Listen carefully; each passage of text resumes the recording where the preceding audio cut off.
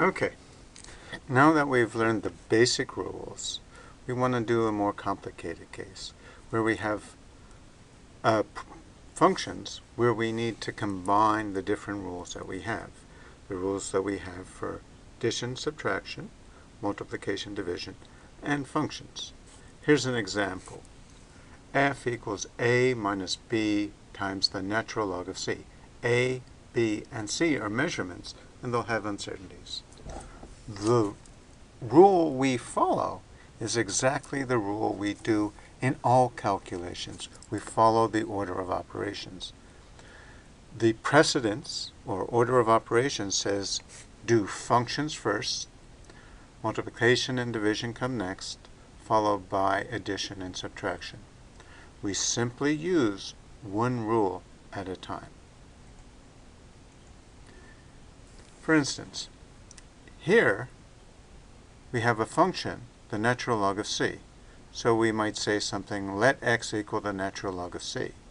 Then using our rules, delta x would simply be delta c over c, because the derivative of natural log is 1 over c. That simplifies the expression to f equals a minus bx.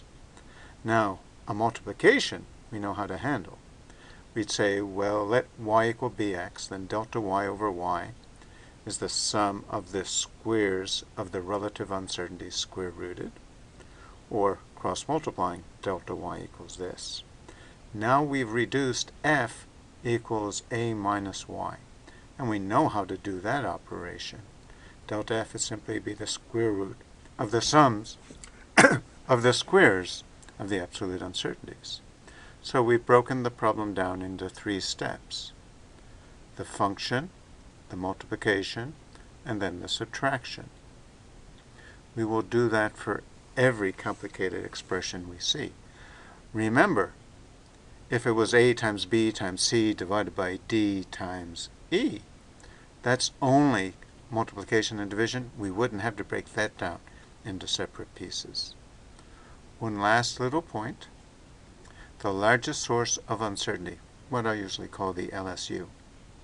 In the previous calculations, we had 3 measurements, A and B and C. The LSU is usually the biggest of these 3 guys.